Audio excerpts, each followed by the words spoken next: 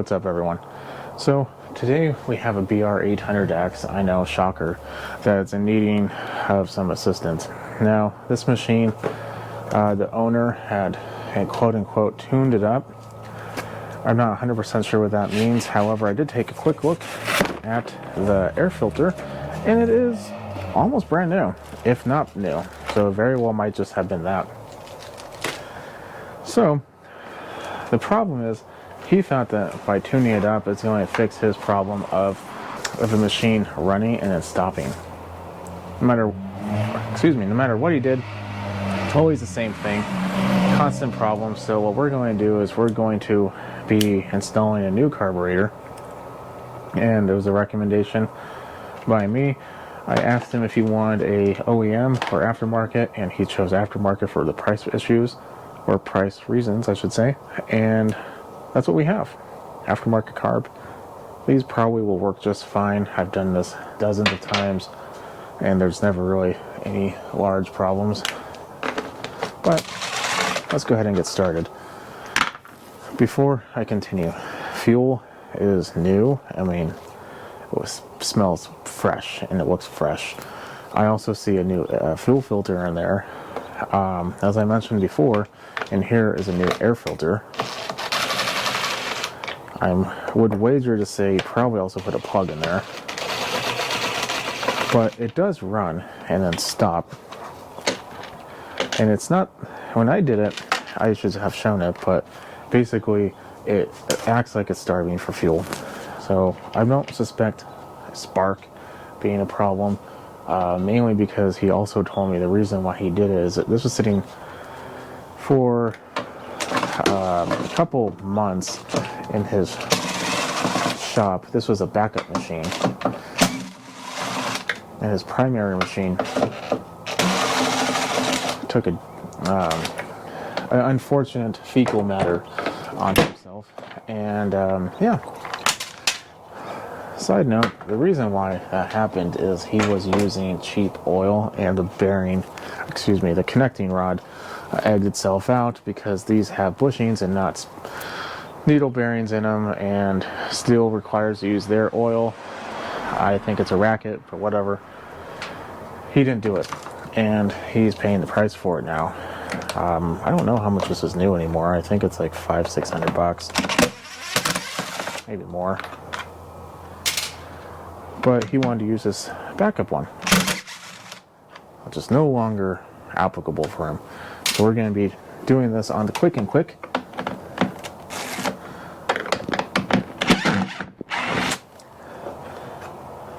Which was another reason why he chose aftermarket, because a new one from my local supplier, because I can't get them online, at least not very quickly,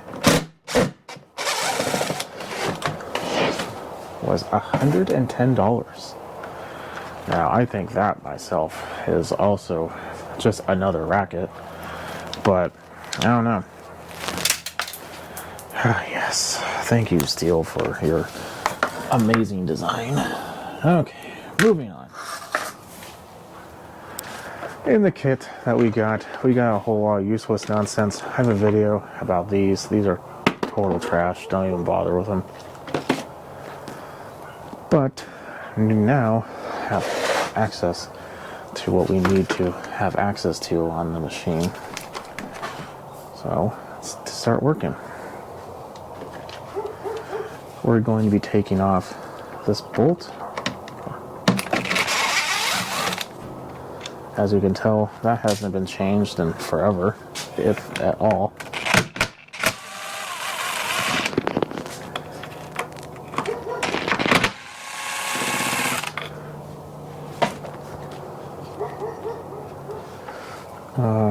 Oh yeah, that's one right here. Excuse me.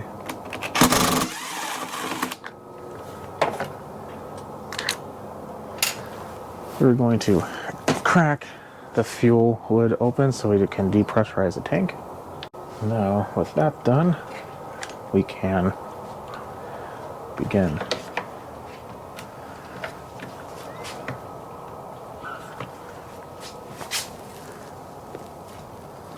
Did I take the bottom one off? I definitely did.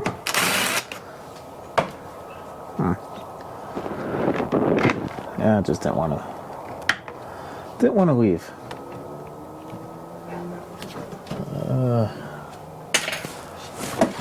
What are we missing here? Oh, yes, of course. I forgot there's a bottom one too.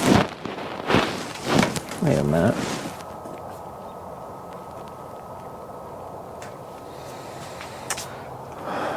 You know,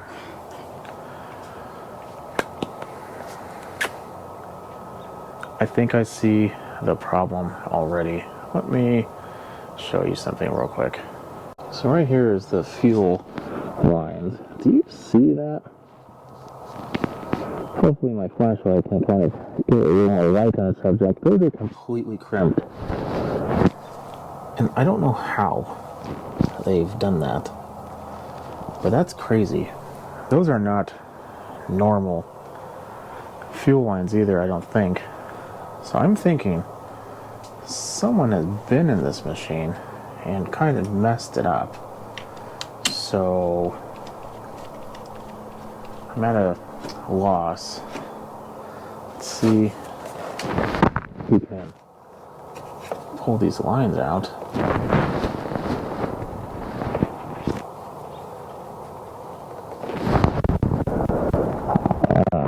And I don't know, that's really peculiar. I'm going to put the fuel cap back on tight.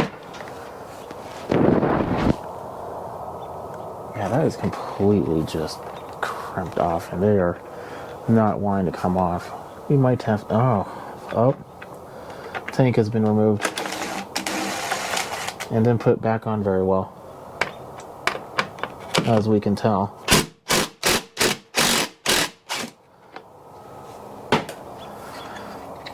It's supposed to be held into place with 2 of these, and it was only held in by 1 1/4. Was there 3? Oh, there's 3. Never mind. 2 1/4.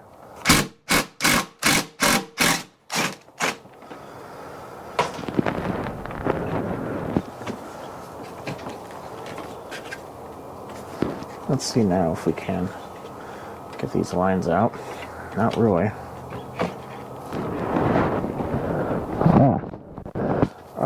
I'm going to need to do a little finagling, and I don't want you to fall over, so I'm going to do a little finagling and bring you back. Finagling has been done, and whoever put these fuel lines went around this spring. Not normal. So, trying to think, do we just... There we go. Yeah. So, someone's been in here and they completely tore this thing apart and did not do a very good job. So I'm going to unwrap the fuel lines from this spring and be right back. You can't see anything. I'm probably not going to be able to see anything either, so there you go. Fuel lines have been corrected. That's a good term for it. Now, let's put this back on the way it should be.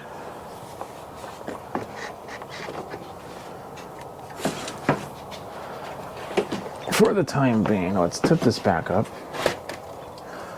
See if this primer bulb works. I mean, it's definitely pumping fuel.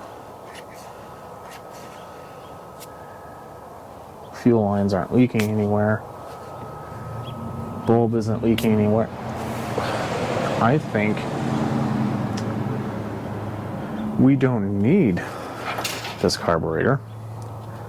I think we just needed to do that. I'm going to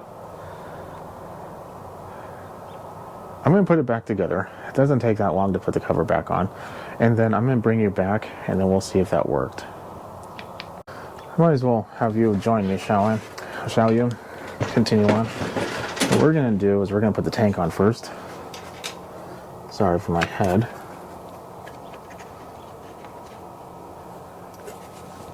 This is going to sound bad, but it's just the way that this tank is. Yeah. Somebody definitely was in here. There's no way that came from the factory like that. Oops. Get out of there.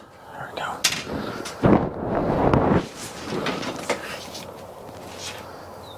Let's see here.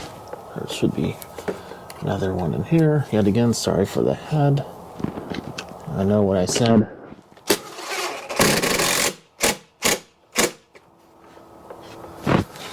Where's the other one? No, let's go in there. You know what? This was the one that wasn't in there all the way. I'm thinking whoever did that stripped it out. Still was two, and they're in the opposite corners. Let's go ahead and tip this over.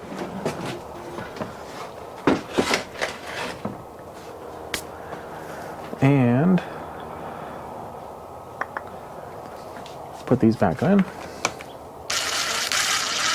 And when you put these two bolts in through the carb, you want to do one about halfway, and then from there you can put the other one in all the way. But if you don't, you're more likely than not going to run into the issue of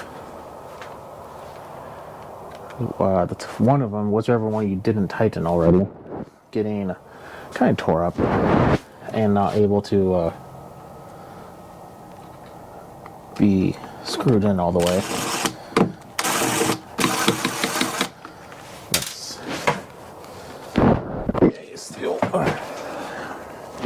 Let's stop it, us. Oh, I never took it out, that's why. Yes, there's so much dirt I can't even see it. Okay.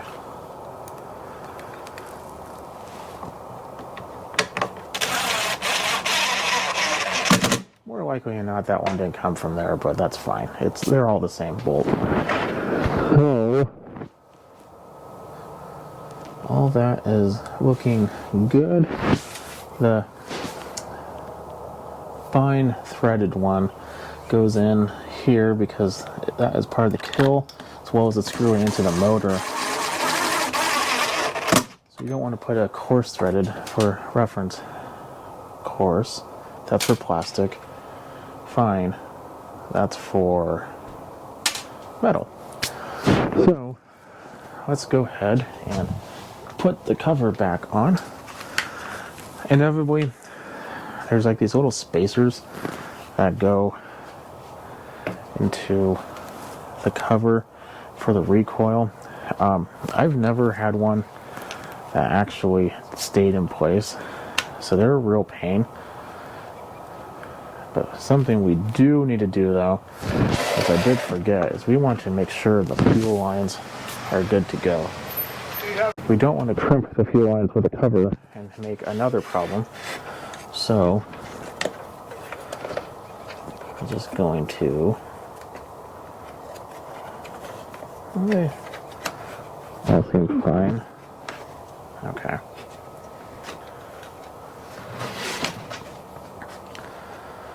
Now this can be annoying. Just have to, see what I mean? These little pieces right here. Just angle it this way a little bit, usually helps. There we go. Now, to prevent it from falling out again, we put the recoil on now.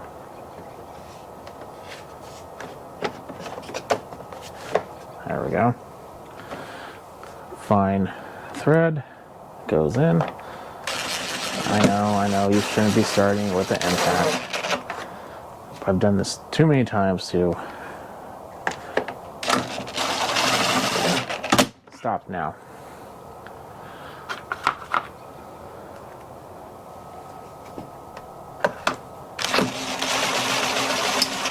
Okay.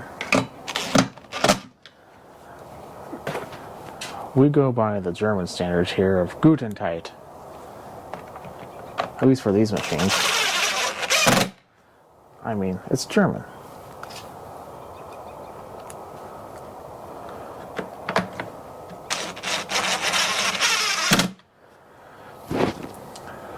This is slightly magnetized, which helps. And they're pretty deep, so it kind of helps as well. But we need to put these in the bottom. This is always the fun part. But we're not going to do that because we might be taking it off. Right now, we are almost to the point where we might be good to go. I'm going to put the filter on just because if I don't need it, it's not that hard to take off. But if that's all what's needed to be done here, then it's one less step. Let me put this on the floor. Plug is in. Everything should be good. Let's try it. Choke.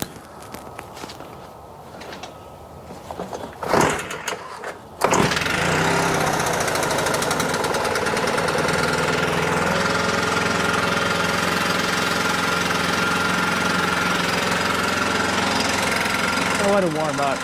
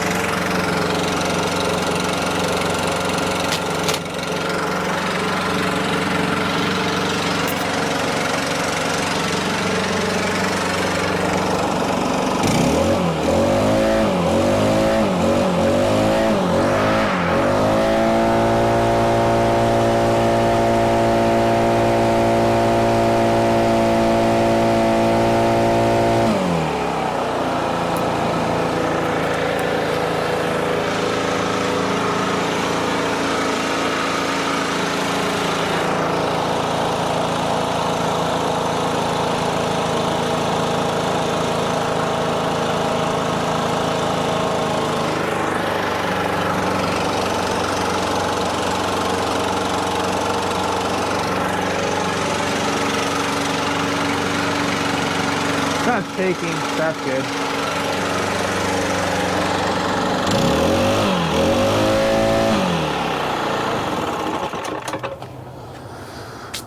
That's 1,000 times better already. So, we actually don't need this carb.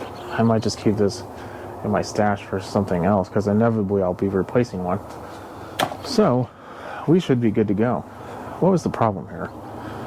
Well, problem was simple. Someone pinched off the line or bent it to the point where the barbs were actually kind of like 90 degreeing it and pinching off the line there. Don't really know which one or where it was, but it was being pinched. Everything else seems fine. Like I said, dude tuned it up. He even cleaned the spark arrestor apparently. So maybe he did it. I don't know. So be very, very careful with the fuel lines. There are 3 places you do not want to get these pinched. Obviously where we just had it, don't know why the tank was off, but it was. 2, when you put the cover back on, sometimes you can pinch them in between the plastic. Don't do that.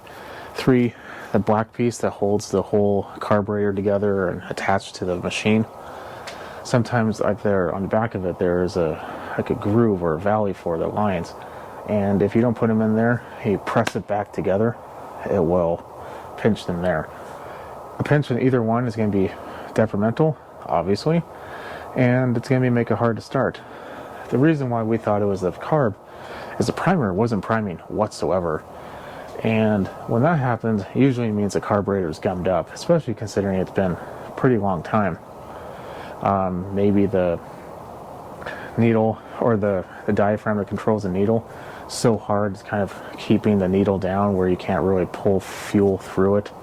Happens all the time, but we are good to go. Runs pretty good. I'm going to use it a little bit longer just to make sure, but if anything happens I'll bring you back, but if not, I think we're pretty much set. If you like what you see, keep watching, subscribe, follow me on Instagram at Smallins101. If you have any questions about this, leave a comment below. If this helped you out, put a thumbs up. Definitely helps me out, and I'll see you in the next video. You have a good night.